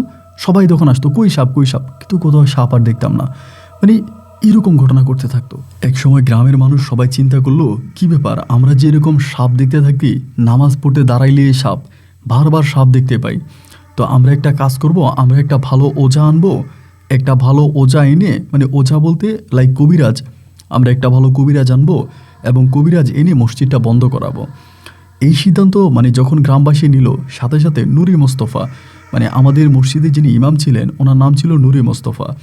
নুরি মোস্তফা হুজুর তখন বলতেছিল, খবরদার এই কাজ আপনারা ভুলও করবেন না। বাইরে থেকে কোনো কবিরাজকে এই জায়গায় আইনেন না। এই জায়গায় যদি কোনো কবিরাজকে আনেন, তবে আপনাদের গ্রামের আরও বড় ক্ষতি হবে। গ্রামের এত বড় ক্ষতি করবেন না। সাপ দেখতেছেন, দেখেন, আপনাদের নামাজ আপনারা পড়েন, কিন্তু বাইরে থেকে কোনো ধরনের কবিরাজ এনে এই মসজিদে কোনো কার্যক্রম করবেন না। উনি বরাবরের মতো বাধা দেয়। কোনো একটা কাজ করতে গেলে উনি বাধা হয়ে দাঁড়ায়, উনি এটা করতে দেয় না। তো এবার আমরা আর বাইরে থেকে কবিরাজ আনলাম না, আমরা নিজেদের মতো করেই নামাজ পড়তেছি। বা সাপের উত্তাপ এমনভাবে বেড়ে গেল, অজু করতেছি পুষ্কনিতে, হঠাৎ দেখি যে সামনে সাপ। হঠাৎ দেখি যে একজনে মসজিদে বসে আছে, ওনার গলার মধ্যে সাপ একটা ঝুলে আছে। একজনে কোরআন শরীফ পড়তেছে, ওনার সামনে সাপ একটা বসে আছে। এই দৃশ্যগুলো দেখতে দেখতে দেখতে দেখতে একটা সময় আস্তে আস্তে করে মসজিদে মুসল্লি কমতে শুরু হলো। মসজিদে আর মুসল্লি আসে না, একেবারে মসজিদে মুসল্লি কমে গেল। একদিন হলো কি, এরকম করে প্রায় 6 মাস পরে আমাদের ওই হুজুর মসজিদের ভিতরে, আমার আব্বা, আমি আর আমার আরেকজন কাকা, আমরা তখন মসজিদে গেছিলাম। যাওয়ার পরে আপনার মাগরিবের এশার নামাজের পরে হুজুরের খুব জ্বর, মানে হুজুরের শুয়ে আছে, শোয়া থেকে উঠতে পারতেছে না। তো ওই জায়গার ভিতরে শুয়ে আছে, জ্বরে কাতরাইতে আছে। আমার আব্বা তখন হুজুরে বলল, একটা কাজ করেন, আমাদের সাথে বাড়ি চলেন, এখানে জ্বরে আপনি কাতরাইতে আছেন, রাতের বেলা আপনার কি হবে না হবে, তো মসজিদে তো কেউ নেই, আমাদের সাথে আপনি চলেন বাড়িতে, আমরা আপনার ওষুধ বড়ি খাওয়াবো, ঘুম পাড়াবো। তা উনি বলতেছে যে না, আমি মসজিদ ছেড়ে যাবো না, আমি মসজিদেই আসি। তে আমার আব্বা তখন বললো, আমরা তো চলে যাব, তা মসজিদকেই খোলা রাখবো? তা উনি বলতেছে না, মসজিদ খোলা রাখার দরকার নাই, আমি রাতের বেলা আর বাইরে যাব না, আপনি এটা মসজিদ বাইরে থেকে তালা মেরে দিয়ে চলে যান। আমার আব্বা বলতেছে, এটা আপনি কি বলেন, যদি আপনার রাত্রে বাইরে যাওয়া লাগে, আপনার প্রস্রাব পায়খানা করা লাগে? উনি বলে, না, আমি রাতের বেলা বাইরে যাই না, যা বলেছি তাই করেন, বাইরে থেকে মসজিদটা তালা মেরে আপনারা চলে যান, আমি আসি। তো আমার আব্বা, চাচা, আমি তখন কী করলাম, মসজিদের একটা তালা ছিল, ওই তালাটা মসজিদে মাইরা দিয়া আমরা তখন বেরিয়ে গেছি, মানে সবাই চলে গেলাম। আর যাই যেতে আব্বারে আমি বলতেছি, আব্বা কাজটা কি ভালো হইলো? রাতের বেলায় যদি কোনোভাবে হুজুর উঠে, তাহলে হুজুর বাথরুমে কেমনে যাবে? আমার আব্বা বলে, আমি তো বলছিলাম হুজুর রে তালাটা না মারার জন্য, তো হুজুর তো বললো তালা মেরে দেওয়ার জন্য, এখন হুজুর যদি বলে তা আমাদের কি করার আছে? আমার আব্বা তখন একই কথা বললো, কাকাও একই কথা বললো, সবাই এক ধরনের কথাই বলতেছে। তো সবাই মিলে তখন চলে আসতেছি। যাই হোক, যেহেতু তালা মেরে দিছি, আমরা চলে আসতেছি। রাতের বেলা ঘুমাইলাম, সকালবেলা ফজরের আগে আমার আব্বা আমার ডাক দিল। আমার ডাক দিয়ে বলতেছে, আব্বাস গাজী, চল একটু মসজিদে যাব। এখন মসজিদের দিকে যাই, কারণ হচ্ছে হুজুর তো অজু করবে, নামাজ পড়বে, আমরা একটু আগে আগে যাই, গেলে পরে হুজুর অজু করে এসে মসজিদে আজান দিবে। তো আব্বার আমি তখন রওনা দিলাম। রওনা দেওয়ার পরে আমরা তখন করলাম কি, গিয়া দেখলাম মসজিদে তালা মারা। আমার আব্বা চাবি দিয়ে তালাটা খুললো। তালাটা খুলে মসজিদের ভিতরে ঢুকেই দেখতেছি, ওই মসজিদের ভিতরে আমাদের ওই নূরে মোস্তফা হুজুর নাই।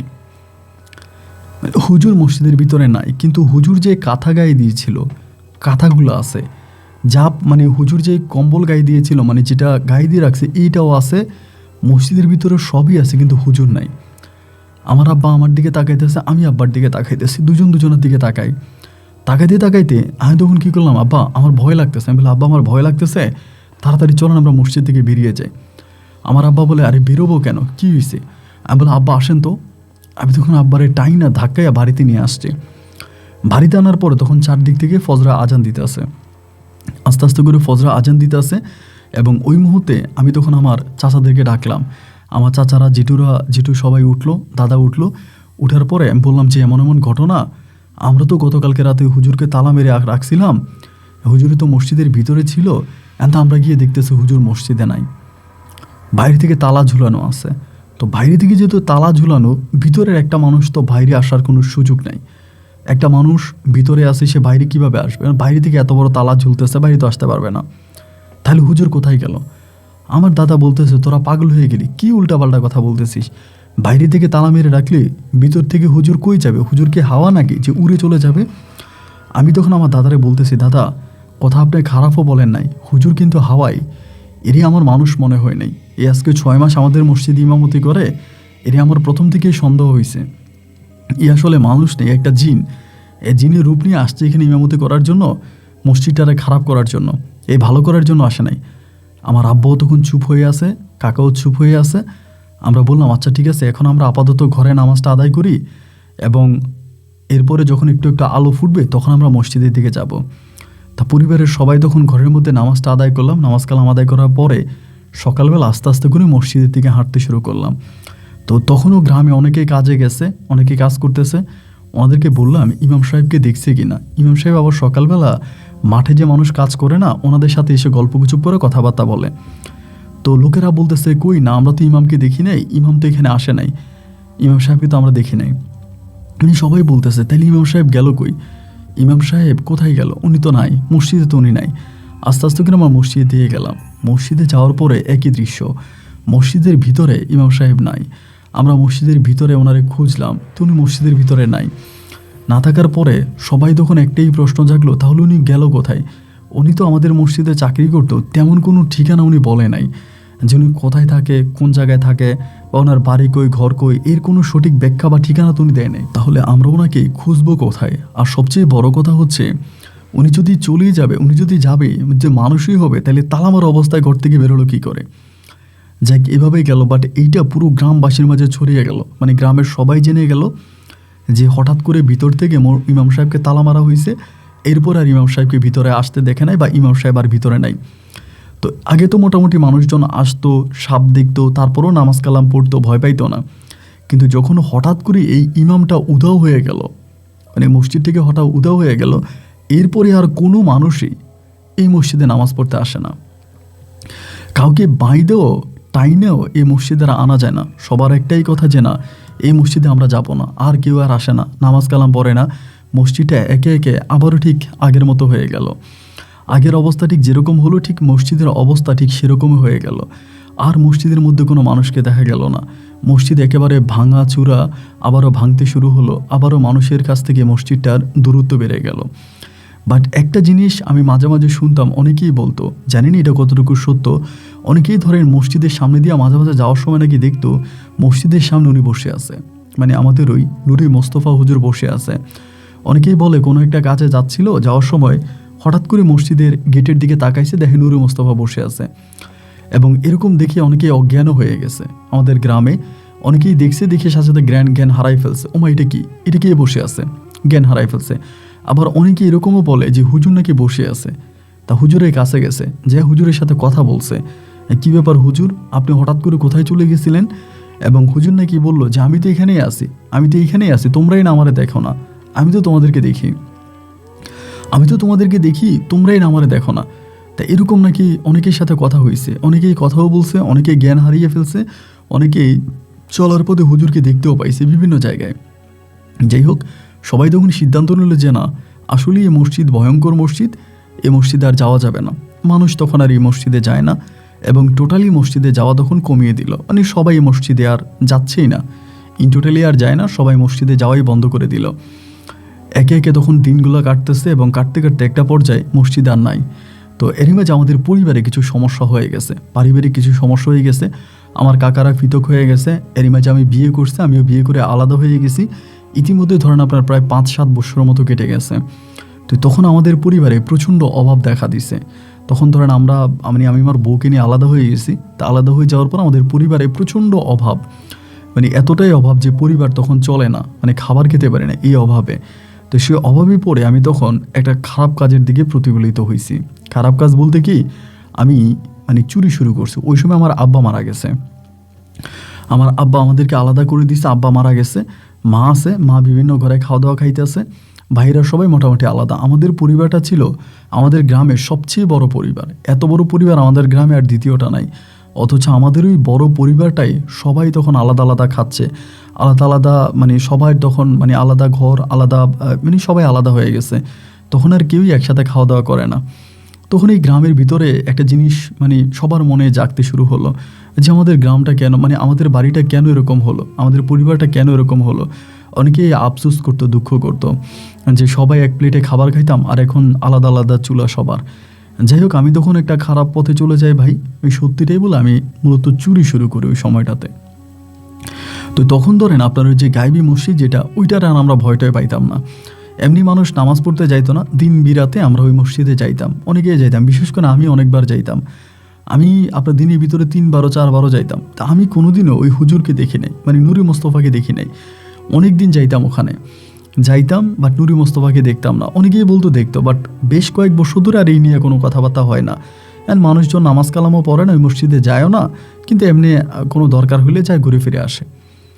তা আমি তখন কী করলাম, চুরির পেশার সাথে জড়িয়ে গেলাম। গ্রামের বিভিন্ন জায়গায় আমি তখন রাতের বেলায় চুরি করি, বাট দিনের বেলায় ভালো জামা কাপড় পরে সবার সামনে চলাফেরা করি। গরু চুরি করি, তারপরে বিভিন্ন ধরনের কাদের ঘরে মালামাল আছে, দিনের বেলায় খবর নেই, এবং রাতের বেলা ওখানে শিক কাটি। এখন তো ধরেন ঘরে ঘরে বিল্ডিং হয়ে গেছে, এখন তো আর চুরি করা যায় না। কিন্তু সেই সময়তে মাটির ঘর ছিল, আর মাটিতে আমরা তখন শিক কাটতাম, শিক কেটে ঘরে ঢুকে তারপরে চুরি করতাম। বাট আমার চুরি আমি একাই করতাম, আমার সাথে আর কেউই করতো না, আমি একাই চুরি করতাম। তো এরকম করে করে তখন আমি আমার চোরাই মালগুলা, রাতের বেলায় যা চুরি করতাম, এই চোরাই মালগুলা আমি মসজিদের পিছনে একটা জায়গা আছে, ওই জায়গার মধ্যে রাখতাম, ওই গায়েবী মসজিদের ওখানে। রাতের বেলায় যা চুরি করতাম দিনের বেলায় সব নিয়ে ওই গাইবি মসজিদের ওখানে রাখতাম। এরকম করে তখন সময়গুলো কাটতেছে। গাইবি মসজিদকে আর কেউ ভয় পায় না, মানে গাইবি মসজিদ কারো কাছে আর কোনো ভয়ের কারণ না। সোজা কথা, গাইবি মসজিদ এখন সবার কাছে উন্মুক্ত, মানে সবার কাছেই গাইবি মসজিদ ভালো, মানে এ নিয়ে আর কোনো নাই, কোনো কথা নাই। তো পরে দেখা গেল গাইবি মসজিদে তখন আমি কি করতাম, মানে যাইতাম, যাওয়ার পরে এখানে আমি তখন এই গাইবি মসজিদের সামনে চোরাই মালগুলো রাখতাম। এরকম করে বেশ কয়েকদিন না, প্রায় কয়েক মাসের মতো কেটে গেল। একদিন হলো কি, রাতের বেলায় আমি চুরি করে আনছিলাম, ওই দিন একটা বাড়ি থেকে চুরি করছি। তো চুরি করে বস্তায় ভরে, তখন কিন্তু আপনার চুরি শুধু যে আপনার মানে গয়নাগাটি মানে তখন চুরি হতো না, আমরা এরকমও চুরি হইতো যে কোনো পাকঘরে গেছি, পাকঘর থেকে হাঁড়ি পাতিল এগুলোও চুরি করতাম, মানে যা পাইতাম আর কি, বদনা পাইলে ওই বদনা চুরি করে আনতাম, এরকম মানে জিনিস চুরি করতাম। তাই বস্তা করে তখন ওই চোরাই মালগুলো নিয়ে আমি আস্তে আস্তে করে তখন আপনার এদিকে আসছি, মানে গাইবি মসজিদের ওখানে আসছি। রাত তখন আনুমানিক 1:30 থেকে 2টা বা 3টার মতো হবে।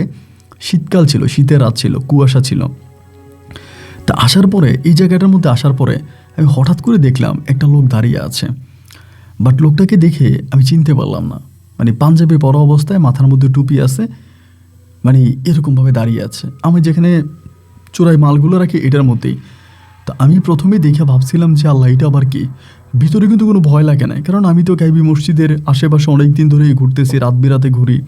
এখন তো আর গাইবি মসজিদ আগের মতো নাই, আগের মতো এই নিয়ে কোনো প্রচলনও নাই, কথাবার্তাও নাই। আর গাইবি মসজিদ সবার কাছে ভালো, দিনে রাতে মিলিয়ে মানুষজন একটু কম আসে তারপরেও, বাট আমি আসি, আমি সবসময় এখানে আসি। আর মানুষজন কম আসে বলে আমি আমার চোরাই মালগুলো এই জায়গাটার মধ্যে রাখি। তো লোকটাকে দেখার পর আমি সালাম দিলাম, সালামের উত্তর নিল। নেওয়ার পর আমি মালামালগুলো ওই যে ভিতরে একটা জায়গা আসছে আমার গোপন জায়গায় রেখে বেরোইছি। তা আমি তো চোর, উনি আমার দেখে বলতেছে ভালো আছো? আমি বললাম জি ভালো আছি, আপনাকে তো চিনি নাই, এত রাতের বেলায় আপনি এখানে, আপনি কি? তুমি আমাকে চিনবা না, তোমার নাম কি? আব্বাস গাজী না? আমি বললাম জি। বলে তোমার সাথে কথা আছে, এদিকে আসো। তো আমি বললাম যে না, আপনার সাথে আমার কোনো কথা নাই, আমি তো আপনাকে চিনি না, আমি আপনার সাথে কি কথা বলবো, আমি চিনি না আপনাকে, আপনার সাথে কী কথা বলবো। এই কথা বলে আমি পিছনের দিকে হেঁটে চলে যাচ্ছিলাম, উনি পিছন থেকে আমার হাতটা ধরে ফেললো, থপাস করে হাতটা ধরলো, ধরে আমারে বলতেছে আসো আমার সাথে আসো। আমি তখন বললাম আমি তো আপনার চিনি না, তা আপনি আমার হাত ধরে টানতেছেন কেন? আমি যাব না কোথাও। আমারে বলে তোমার কোনো ক্ষতি হবে না, কিছু হবে না, আসো আমার সাথে আসো। এরকম করে উনি টেনে হিঁচড়ে আমাকে তখন মসজিদের বারান্দার দিকে নিয়ে গেল। মসজিদের বারান্দায় নিয়ে যাওয়ার পর আমাকে ওখানে বসাইলো। তখনও মনের ভিতরে মানে কোনো ভয় কাজ করে না ওই সময়টা পর্যন্ত। আমি তখনও ভাবতেছি যে কোনো একটা মানুষ। আমারে বলো চুরি করো কেন? আমি বললাম পেটের দায়ে। বলে পেটের আবার দায় কিসের? আমি বললাম এই যে পেট আমার কাছে খাবার চায়, আমার বউ আছে, সন্তান আছে, এদেরকে খাবার দাবার দিতে হয়, আমি তো ওদেরকে খাবার দাবার দিতে পারি না, এখন তো পেটের দায় আমাকে চুরি করা লাগতেছে। উনি বলে চুরি ছাড়া কি আর কোনো কাজ নাই? আর কোনো কাজ কি করা যায় না? আমি বললাম আসলে আর কোনো কাজ তো পাই না, যদি আর কোনো কাজ পাইতাম তাহলে আর কোনো কাজই করতাম, চুরি তো আর করতাম না। উনি আমাকে বলে আমি যদি একটা কাজ দিই তাহলে কি এই কাজটা করবা? আমি বললাম কী কাজ দিবেন আপনি আমারে? উনি বলে তুমি এখানে একটা বিরিয়ানির দোকান দাও। মানে যে মসজিদে ধরেন কোনো মানুষজন আসে না, পরিত্যক্ত একটা মসজিদ, মানে সম্পূর্ণ পরিত্যক্ত, ওখানে কোনো মানুষ নাই, তা এইরকম একটা মসজিদের সামনে উনি আমাকে বিরিয়ানি দোকান দিতে বলতেছে। আমি বললাম এটা আপনি কি বললেন? এখানে বিরিয়ানি দোকান দিলে আমার বিরিয়ানি চলবে? আর আমার খিচুড়ি বিরিয়ানি কে খাবে? আর সবচেয়ে বড় কথা আমি তো এগুলো রান্না করতে পারি না। উনি আমারে বলে ঘরে কখনো খাবার রান্না করো না? আমি বললাম হ্যাঁ, ঘরে তো খাবার রান্না করি, ঘরে রান্না করে খাবার খাই। বাট তখনও মনের ভিতরে এই জিনিসটা আসতেছে না যে লোকের সাথে আমি এত কথা বলতেছি কেন। রাত 2টা-3টা বাজে অপরিচিত একটা লোক গাইবি মসজিদের সামনে আমাকে ডেকে নিয়ে কথা বলতেছে। আমি ওনার সাথে কথা কেন বলতেছি বা চিৎকার কেন করতেছে না, মানে কিছুই বুঝি না। উনি প্রশ্ন করতেছে, উত্তর দিতেছি। তাই আমারে বলে যে এখানে একটা বিরিয়ানির মসজিদ করো, তাই আশেপাশের যেই তোমার মানুষজন মাঠে কাজ করে, এখানে বিশাল মাঠ, মানুষজন দুপুরে সবাই কাজ করতে আসে, বাড়ি থেকে সবাই খাবার নিয়ে আসে, যদি জানে এখানে তুমি বিরিয়ানি বিক্রি করো তাহলে এখানে মানুষ তোমার কাছে বিরিয়ানি খেতে আসবে। আমি বললাম যে না, আপনি সব উল্টাপাল্টা কথা বলতেছেন, এখানে বিরিয়ানি বানাইলে আমার এই বিরিয়ানি চলবে না, আর আমি ভালো বিরিয়ানি বানাইতে পারি না। উনি বলে আমাকে তখন একটা পানির বোতল দিল, বোতলটা দিয়ে বলতেছে এই পানির বোতলটা দিলাম, তুমি প্রতিদিন বিরিয়ানিটা বানানোর আগে এই পানিটা দিয়ে তোমার হাতটা ধুয়ে নিবা। অবশিষ্ট পানি থাকতে, ধরো পানি অর্ধেক শেষ হয়ে গেছে, এটার মধ্যে আরও পানি দিবা, অথবা বালতির মধ্যে তুমি এই পানিটা মানে কয়েক ফোঁটা পানি এই বালতিটার মধ্যে দিবা। এরপরে তুমি এটা দিয়ে হাত ধোবো এবং হাত ধুয়ে তুমি বিরিয়ানি বানাবা, তোমার বিরিয়ানি খুব স্বাদ হবে। আমি বললাম আমার বিরিয়ানি না হয় স্বাদ হবে বুঝলাম, কিন্তু আমার এই বিরিয়ানি কে খাবে? এখানে কয়েকজন মানুষ মাঠে ঘাটে কাজ করে, ওদের কাছে বিরিয়ানি বেচলে আমার পোষাবে? উনি বলে তুমি প্রতিদিন 50 কেজি চাউলের বিরিয়ানি রান্না করবা। আমি বললাম এ আপনি কি বলেন? প্রতি রাতে মানে প্রতিদিন আমি 50 কেজি চাউলের বিরিয়ানি রান্না করে কে খাবে? উনি বলে যদি দিনের বেলায় কিছু মানুষ খায় তাহলে খাবে, আর তুমি রাতের বেলায় দোকান খোলা রাখবা। রাতের বেলায় দোকান খোলা রাখবা, রাতের বেলায় যদি কোনো কাস্টমার আসে তোমার কাছ থেকে খাবার কেনার জন্য, যদি মুখ ঢেকে আসে তুমি তাদের মুখ দেখার চেষ্টা করবা না, তারা কোত্থেকে আসছে সেটাও জিজ্ঞেস করবা না। বিরিয়ানির প্যাকেট চাইবে, প্যাকেট দিবা, টাকা নিবা, ওনাদেরকে কোনো প্রশ্ন করবা না। তখন আমার ভিতরে একটা মোচড় দিল যে আসলে এই লোককে। আমি তখন বললাম আপনাকে আমি এই কাজ করব না। এটা বলে আমি তখন উইঠা দিলাম দৌড় দেওয়া মাত্রই উনি পিছন থেকে আমার মনে হয় যেন আমার কাঠটা ধরে, আমার ঘাটটা ধরে মনে হয় নিয়ে আসছে আমাকে, মানে ওখানে বসে ঘাড়ে ধরে টান দিয়ে নিয়ে আসছে। আমার তখন আর বুঝতে বাকি ছিল না। মসজিদের ভিতরে আমায় টাইনে ঢুকাইছে, ঢুকে আমারে বলল তুমি যে চুরি করো জানো মৃত্যুর পরে চুরির কি শাস্তি? আমি বললাম জানি না। তখন আমার চোখটা এভাবে হাত দিয়ে ধরছে। চোখটা হাত দিয়ে ধরার পরে আমি যা দেখেছি এর কোনো বর্ণনা আমি আপনাকে দিতে পারবো না। আমি যা দেখেছি এর কোনো বর্ণনা আপনাকে দিতে পারবো না। তবে মনে হলো মানে কিয়ামতের যেই হুজুরা যে ওয়াজ করে মাহফিলে যে কিয়ামতের কথা বলতো, এই কিয়ামত মনে হয় আমি আমার চোখে দেখছি। আমি সাথে সাথে সেজদায় পড়ে কান্না করতে শুরু করছি। মসজিদে সেজদায় পড়ে আমি চিৎকার করে কান্না করতে শুরু করছি। উনি আমার পাশে বসে আছে, উনি আমার মাথায় হাত দিয়ে বলতেছে তুমি কান্না করো না, আল্লাহ তাআলা মাফ করে দিতে পারে। তুমি মসজিদটা চালু করো। খারাপ জিনের আগে এই মসজিদের আশেপাশে থাকতো, এই মসজিদটা এখন আর কোনো জিনের আসে না। মসজিদটা তুমি চালু করো, মসজিদে মানুষকে ডাকো, মসজিদটা চালু করো। এই পবিত্র মসজিদের উসিলায় আল্লাহ হয়তো তোমাকে মাফ করে দিতে পারে, তুমি হয়তো মাফ পেয়ে যেতে পারো, আল্লাহ হয়তো মাফ করে দিবে। তুমি মসজিদটা চালু করো, তুমি এখানে একটা বিরিয়ানির দোকান দাও, আমি তোমাকে পুঁজি দিলাম। এই কথা বলে উনি আমার হাতে কিছু জিনিস দেয়। তো দেওয়ার পরে বলে আমি যে তোমাকে এগুলো দিয়েছি এটা কাউকে বলার প্রয়োজন নাই, তুমি এটা নিয়ে আপাতত এখানে দোকানটা খোলো। গ্রামের যে মানুষগুলা মাঠে ঘাটে কাজ করে এরা তোমার দোকানে আসবে, খাবে, আর যে অবশিষ্ট খাবারটা থাকবে এটা রাত্রিবেলায় তোমার কাছ থেকে যারা কিনে নিবে ওরা কিনে নিবে। তো এরপরে আমি সিদ্ধান্ত নিলাম যে আমি এখানে দোকান খুলব। আমি তখন ওইখান থেকে আস্তে আস্তে করে আমি বাড়ির দিকে চলে আসি। উনি যে জিনিসগুলোতে এগুলো নিয়ে চলে আসি, আসার পরে আমি সকালে সিদ্ধান্ত নিলাম ওখানে আমি দোকান খুলব। তো সবাই হাসাহাসি করতেছে, আমার বাড়ির মানুষ, আশেপাশের মানুষ সবাই তখন হাসে, এর কি পাগল হয়ে গেল নাকি, এটা কোনো পরিত্যক্ত জায়গা, এই মসজিদের আশেপাশে কোনো মানুষ চাই এখানে দোকান দিবে, এটা কি কোনো বাজার নাকি? এ তো কোনো বাজার নয়, বাজার তো আর ওই দিকে। তখন কিন্তু আমাদের এই বাজারটা ভাঙিয়া আরও ভিতরে নিয়ে মানে অন্য সাইডে নিয়ে চলে গেছে, বাজারটাও কিন্তু আগের মতো এখানে নাই। তো আমি তখন করলাম কি, জায়গার মধ্যে বিরিয়ানি দোকান দিলাম। উনি আমার যে পানিটা দিল, আমি এমনি খাবার দাবার ঘরে রান্না করতে পারতাম কিন্তু অতটা স্বাদ হইতো না। আর বিশ্বাস করেন আমি যখন রান্না করতে শুরু করতাম আমি অজু করতাম, অজু করে আইনা উনি যে পানিটা দিছে ওই পানিটা অন্য পানির সাথে মিশিয়ে আমি হাত ধুইতাম, হাত ধুয়ে রান্না শুরু করতাম। তো হাত ধুয়ে রান্না শুরু করতাম। আমাদের গ্রামের যে আশেপাশে মানুষরা মাঠে ঘাটে কাজ করতো, এরা তো আসতো দূর দূরান্ত থেকে দিনের বেলায়, মানে দিনের বেলায় আমি যত ফাঁকাইতাম ততই শেষ হয়ে যাইত।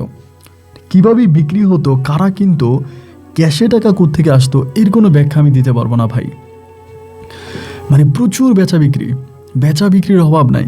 কাস্টমার আসতেছে এই গ্রাম থেকে ওই গ্রাম থেকে, মানে 10টা 15টা 20টা 50টা প্যাকেট নিতেছে। মনে হয় 6 থেকে 7 মাসের মধ্যে আমার এই বিরিয়ানি দোকানটা বিশাল একটা দোকানে পরিণত হয়ে গেল। বিরিয়ানির পাশাপাশি মিষ্টি সহ অন্য মালামাল বিক্রি করতাম, এবং আমার এই দোকান থেকে এই পরিত্যক্ত মসজিদটাও একটা ভালো মসজিদের রূপ দিয়ে দিল। যে মসজিদে রাত বিরাতে মানুষজন, দিনের বেলায় মানুষজন আসতো না, সেই মসজিদে রাতের বেলায় মানুষরা ঘুমাইতো।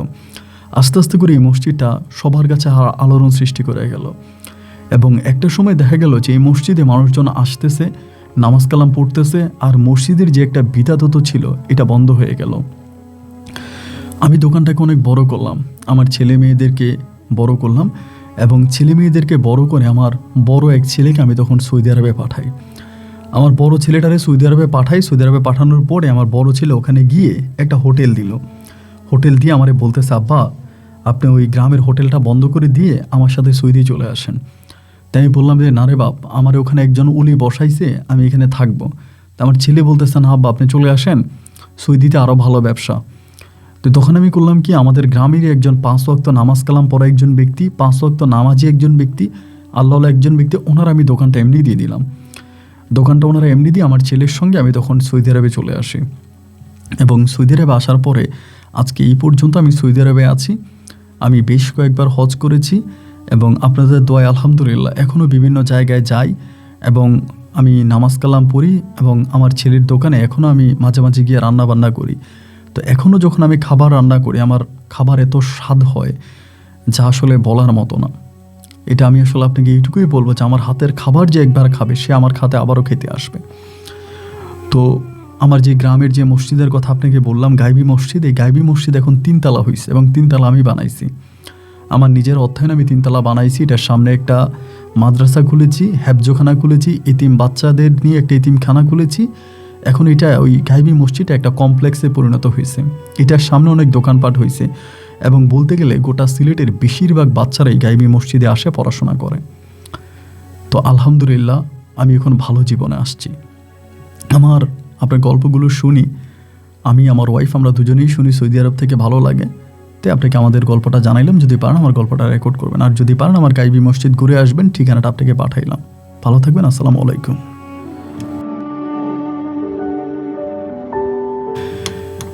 প্রিয় বন্ধুগণ, সবাইকে অনেক বেশি ধন্যবাদ এই পর্যন্ত আমার সাথে থেকে সিলেটের ভাই আব্বাস গাজীর জীবনের আজ থেকে বহু বছর আগে ঘটে যাওয়া এক শিক্ষণীয় অলৌকিক বাস্তব জীবনের গল্প। আমি জানি না গল্প আপনার কাছে কেমন লেগেছে, তবে বিশ্বাস করেন এই গল্প শুনে আমার কাছে মনে হলো যে যার কেউ নেই তার আল্লাহ আছে। আল্লাহ আপনাকে কার মাধ্যমে, কিসের মাধ্যমে, কিভাবে দান করবে আপনি বুঝতেই পারবেন না। তাই জীবন নিয়ে এত টেনশন না করে আল্লাহর উপরে ছেড়ে দেন। তিনি আপনার থেকেও ভালো পরিকল্পনাকারী। তিনি আপনাকে এমনি এমনি সৃষ্টি করেননি, অবশ্যই আপনাকে দিয়ে তার কোনো প্ল্যানিং আছে, তার জন্য তিনি আপনাকে সৃষ্টি করেছে। 5 ওয়াক্ত নামাজ পড়েন এবং রিজিক দাতা যিনি, তিনি রিজিক দান করবে, তার উপরেই ছেড়ে দেন, নিজে নিজের কার্যক্রম চালিয়ে যান।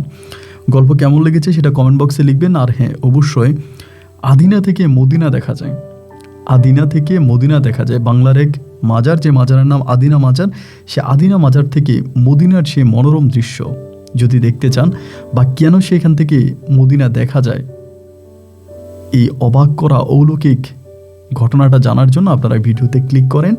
এখনই ক্লিক করে সম্পূর্ণ ধর্মীয় এই স্থানটা দেখে ঘুমাতে যান। শুভরাত্রি, আল্লাহ হাফেজ, আসসালামু আলাইকুম।